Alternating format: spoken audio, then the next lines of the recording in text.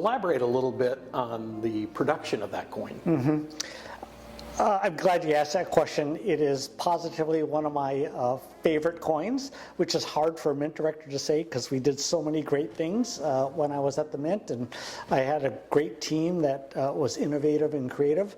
But that one was on nobody's radar, right? That was not in the Mint's plan. They weren't talking about it. There was no marketing surveys or anything else. That was really born out of me enjoying, appreciating, and wanting to own a St. Gaudens double eagle as close as I could get to 1907 as possible. And the reality is it's priced out of most people's hands.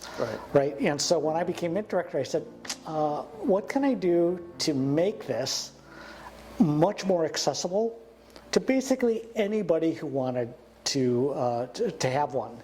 And so I went back and talked to St. Gaudens experts to locate the plaster. So I went to the Smithsonian, went up to the museum up in New York. St. Gaudens Museum. Yep, and we narrowed it down to the most accurate plaster that St. Gaudens loved as the ideal expression of this coin.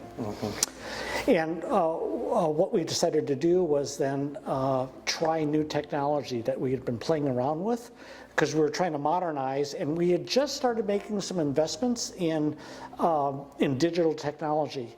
And what we were able to do was then go to the original plasters, knowing that the coins made from them would always be dumbed down because of the reduction process using the old Janvier reduction machines into a lesser coin. What if we could digitally map that coin right down to the smallest pixel, and instead of using a reduction machine, just use that digital image into a computer that would carve that image directly on the die. And that was just like, and everyone was very excited to do this. And when we did it, what we realized was, well, maybe some people wouldn't be so excited about it because the image is just so sharp, not what they're used to on the coins that were actually made. But in the end, we said, this is the most accurate representation that we could possibly make. And when we did it, we basically charged the spot price of gold plus the mint's manufacturing costs. And unlike a lot of other collector's coins the mint makes, I decided not to limit the vintage, the mintage on this, but to really make it to demand. Basically, whoever wanted it, we would make enough to satisfy the demand, but once 2009 was over, we would never make it again. Well, that was a very good plan. I know that in my experience of looking at groups of them at the grading services, if I'd get 10 or 20 of them at a time and look at them, they've always been the modern coin that was designed from vintage designs with modern methods of manufacturing, which is the complete, it is just absolutely fantastic because of the quality, the definition of design. It's very captivating when you look at it. It truly is one of the greatest coins in the world, the way it turned out. And that's from somebody, obviously, I've looked at millions and millions of coins, and it, to me, is probably truly my favorite gold coin. And there isn't anything you don't like about it when you look at one. So let me tell you where this modern manufacturing method comes in, besides just the digital transfer onto the die. In the old days, it was made out of 22 karat gold because 24 was too soft for everyday circulation. And 22 is harder than 24. And so in order to get that high relief image, they had to strike the coin multiple times given their existing technology. And every time it struck, they had to realign it. And it was really hard to align it just right. And so there's lots of missed strikes. And they said, so ultimately it wasn't practical to make that high relief coin for everyday circulation just because of the effort that it caused. With modern technology, we now have figured out a way to use 24 karat, we decided to use one of the original ideas was, instead of doing it on a 1 ounce 33 millimeter planchet, we decided to do it on the Eagle planchet, but just doubled, so it'd be really thick, right?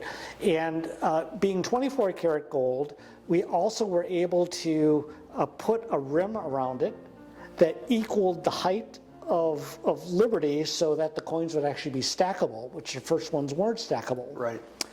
And then we tested, and we showed this at the ANA the year that this all rolled out.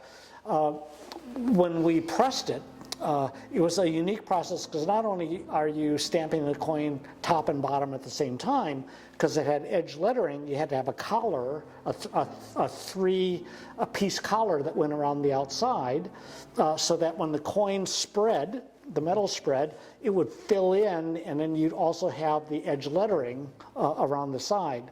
So we experimented, and we did 10,000 pound strike, we did a 20,000, we did a 30,000, right, all the way up to, I think we did up to 90, and then you saw how it really destroyed the coin.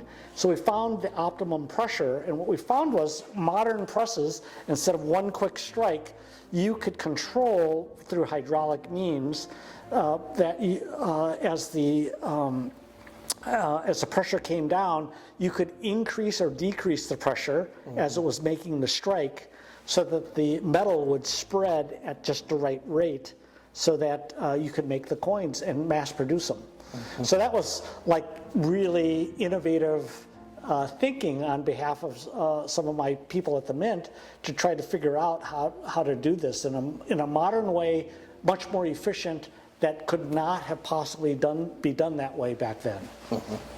Well, the Mint accomplished what you wanted to accomplish, and Yeah. it made one of the most sensational coins to possibly collect today for collectors, Yep. the 2009 Ultra High Relief. Yeah. So I had to go online like everybody else and right. buy mine. So Exactly. Good for you. Yeah. Good for you.